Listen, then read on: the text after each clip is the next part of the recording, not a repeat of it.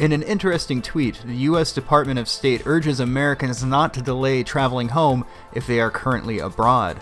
This is from the official Twitter for U.S. Department of State Bureau of Consular Affairs.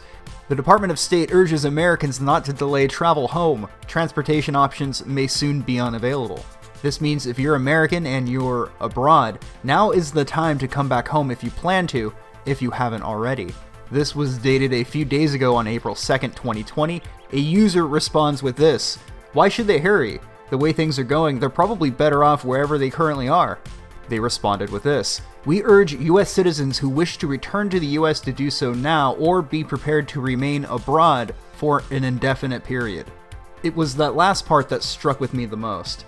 It looks like they're about to shut everything down, in their own words, indefinitely. In other words, we don't know how long this is going to go on.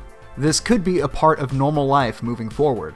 Over the past few weeks, government officials and public figures have come forth saying that they have to release the prisons and stop charging people for committing crimes. But when it comes to insulting somebody or arresting somebody for not staying home, suddenly they have all the resources in the world. According to the data, wealthier people don't have to leave their homes, whereas people who are broke and live week to week have to more commonly leave to go grocery shopping or to take their kids around, whatever it might be. There has been a clip with Bill Gates that has been going viral. Let's take a look. What does opening up look like? Which activities like schools, have such benefit and can be done in a way that the risk of transmission is very low? Yeah. And which activities, like mass gatherings, may be, in a certain sense, more optional. And so until you're widely vaccinated, those may not come back at all. Well, that took an interesting turn. I don't have an opinion on this thoroughly divisive topic, although I am frustrated to hear that we might not be able to go to a nice gathering, a concert or whatever, for however long, indefinitely.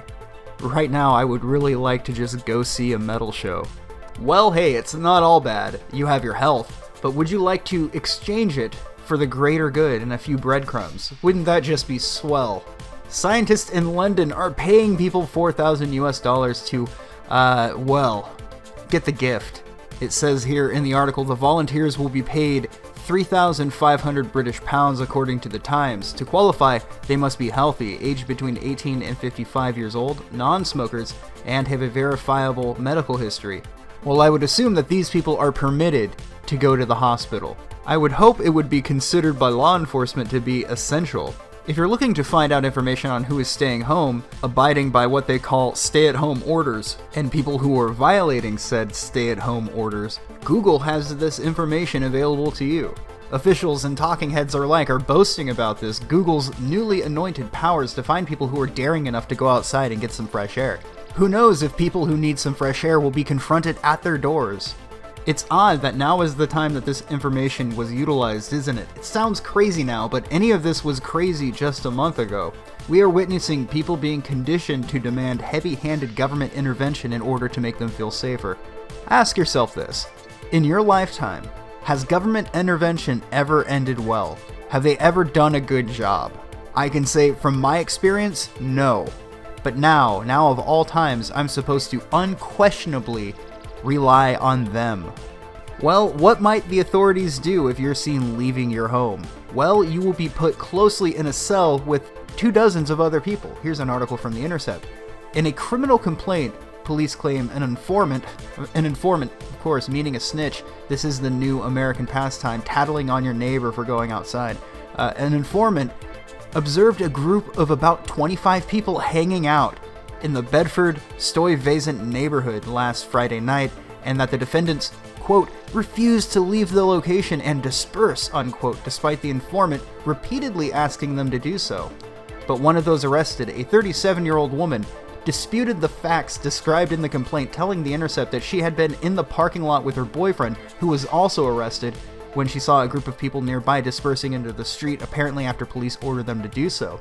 The woman, who asked not to be named because the charges against her remain pending, told The Intercept that a large group of officers wearing no masks approached her and her boyfriend and told them it was time to leave, then proceeded to grab her boyfriend before they could do so. The interaction quickly escalated and officers were forced to pepper spray two people as a crowd gathered to watch what was happening.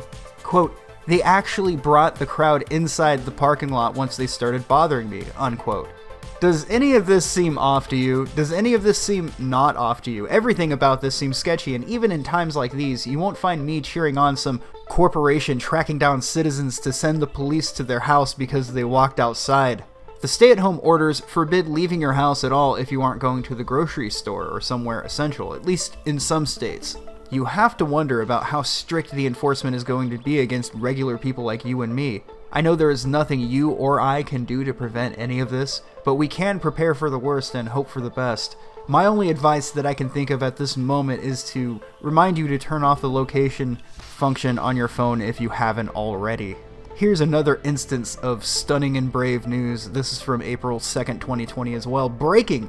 China joins the UN Human Rights Council panel, where they will help select next world monitors on freedom of speech, enforce disappearances, arbitrary detention, and on health. The UN, you have to just sit back in awe at this sort of thing. Maybe pushing people who aren't yet deceased into incinerators, kidnapping journalists and doctors, maybe that's all a part of what the UN considers human rights. Reality has become a parody of itself. I don't know what to say about all of this. It would be funny if it wasn't so horrific. Well, okay, maybe it is a little bit funny.